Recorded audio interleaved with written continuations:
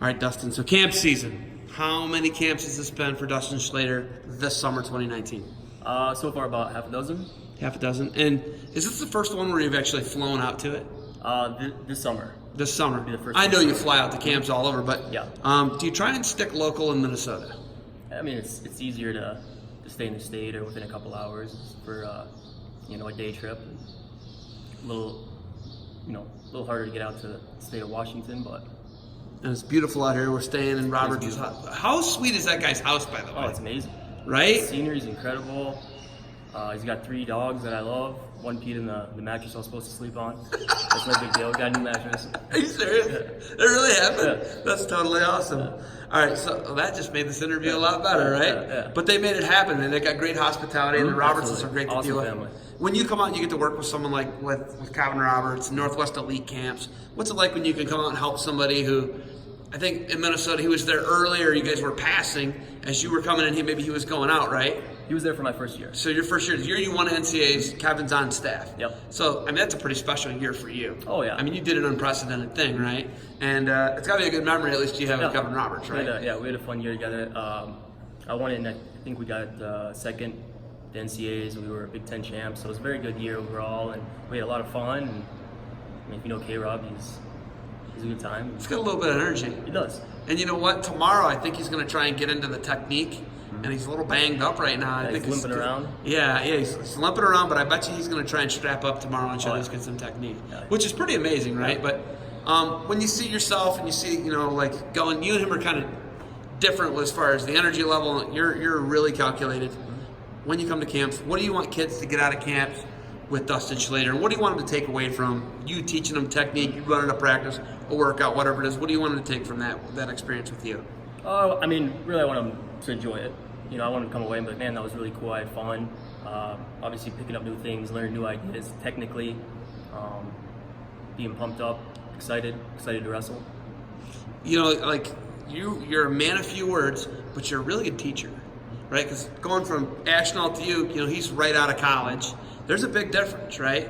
And it's just like you're concise, you're clear, and there's a big difference. How much have these helped you become a better coach and a better teacher of wrestling technique and just imparting wisdom to people in general? How have camps helped you? Doing camps over the years, especially working with different skill levels, different ages.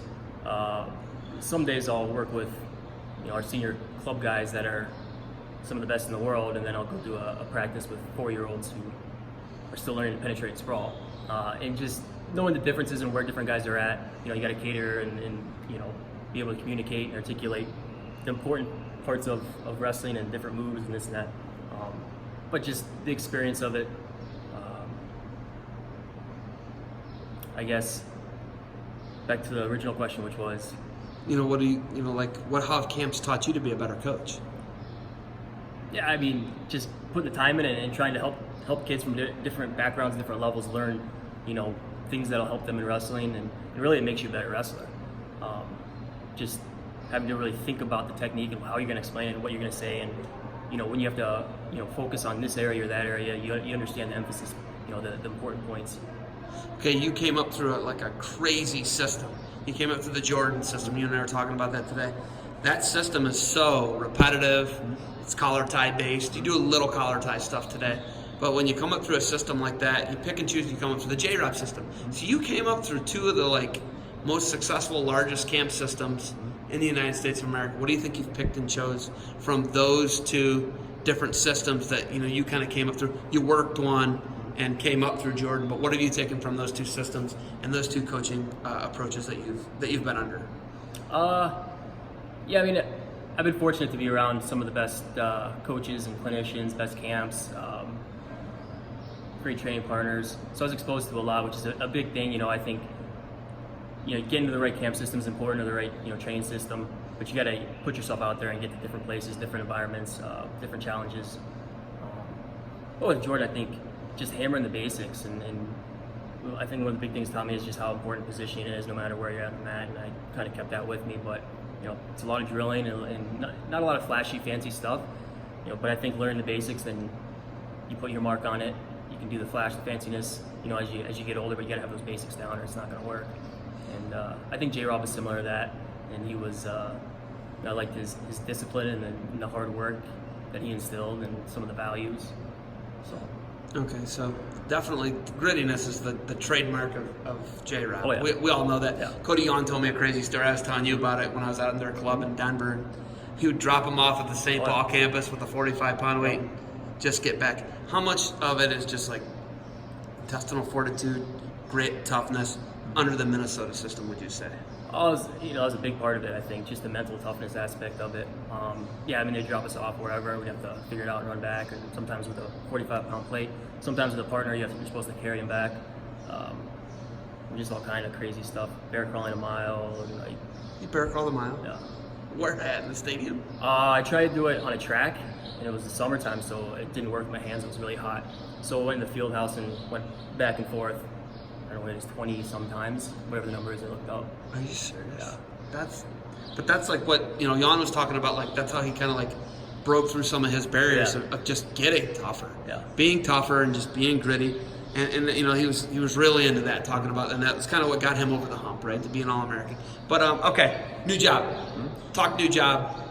Last time you and I talked, I think you were volunteer. You might have been volunteer. When did we talk last? When you were at that combine. 2016? 2017?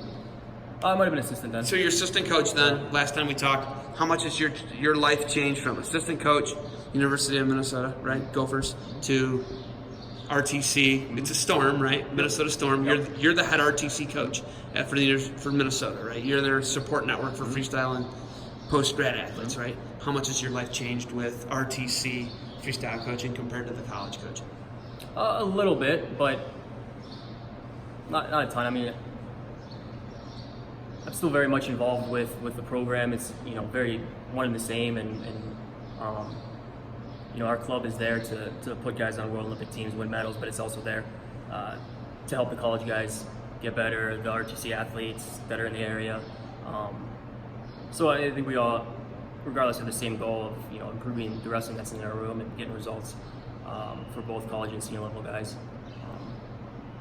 But my focus, like you said, is different. I focus more on freestyle, and my number one priority is the senior level guys. Recruit more senior level guys in their training and the fundraising, and less, recruiting and the college specific stuff. But talking about RTCs, it's like kind of an arms race here right now. Obviously, we know we got Nittany Land Wrestling Club, we've got Ohio RTC, Michigan, Cliff Keen. They've obviously got a good deal going on, and there's just Sunkist. There's we could sit here and name a bunch of them, and they're all doing a really good job. Virginia Tech's got a pretty good one. Obviously, New Jersey. So you guys, with just to name a few Hawkeye Wrestling Clubs. So. It's an arms race, fundraising. That's a big part of your job. Big part of your job is getting donors to make sure you can get more senior level athletes. How stressful is that? It can be a little stressful. I mean, we got a pretty big budget, and we got to continually fundraise. And fortunately, we have good people surrounding the program. And I think at the University of Minnesota, we're in a very good place where we've had a lot of successful wrestlers go on to be successful in business, and they give back. And it's important to keep those connections. And we have 9 freestyle athletes full time, so paying those guys stipends and traveling with those guys all over the world, and there's a price tag on that. But I think it's important, when the kids getting recruited, they want to know that if they want to wrestle at the Olympics, that they have those aspirations and they're at that level, that someday their club or their school has a club that can support them and help them get there, and they won't have to leave and go somewhere else. And I think having a full-time coach and 9 full-time athletes, is pretty important. You guys are committed, obviously, and you and I were talking about you traveling to Siberia. You embrace the international travel. Like, it's a big part of it. Like just them coming up. Yeah. If you want to win a world title, you got to go to Kazakhstan, right? Yeah. You want to do it. You want to get it done. You got to go to a place where. Some people are riding around on horses. There's stuff happening that maybe you're not used to. Getting out of your comfort zone, traveling internationally. How big of a part is that for your 9 senior level athletes that you coach? Oh, that's a big thing, and it's a big thing for any wrestler that wants to wrestle at that level. You got to get yourself out there and be uncomfortable. I didn't have a lot of international experience before I was even on the world team, the senior world team.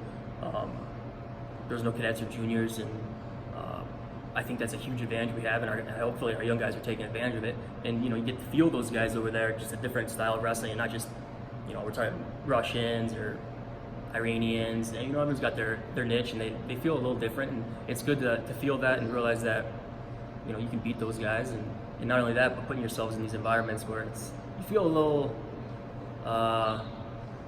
uncomfortable. Uncomfortable. I was looking for a different word. Yeah, uncomfortable. You're out of your element, and it's not just the wrestling that's challenging. It's the food there is not good, and maybe it's not sitting right, or the showers are freezing cold. You've been traveling for 25 hours. Like, these things happen at the senior level. So the more you can put yourself in those kind of situations, the more resilient you'll be, and the easier it'll be when it happens. All right. Last thing. Where are you headed next? What training camps you guys got? What's the summer look like for Minnesota Storm, Dustin Schlatter? Where do you go from here? And what's it look like in 2019 summer? We got some camps, a few different places.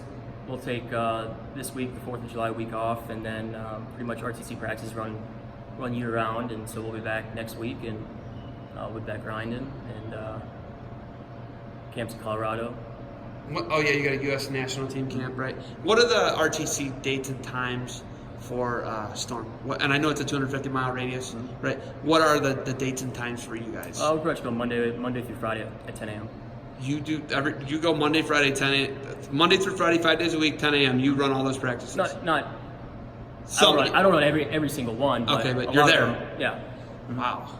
I get you 5 days a week if I live within 250 miles and I'm top 4 in the state. Yeah. That's pretty incredible. Yeah. That's not bad. No, it's a good gig. I mean, yeah, it's free, and you're in there, and you're wrestling, right next to or against All-Americans, national team members, some of the best guys, in the world, and very high level. So. Yeah, that's good. So 5 days a week. I mean, if I was in high school, I'd be all over that. It'd be a different thing if you think about this. It'd be very different if it were 2005 and these RTCs were like what they are now. You'd be in there banging with senior level athletes. You might even been even better than you were as a true freshman. Yep. Crazy thinking, isn't it? All right, you got anything else for me? Nope. Thank you for the time. Good luck, safe travels home. Keep grinding. Thanks.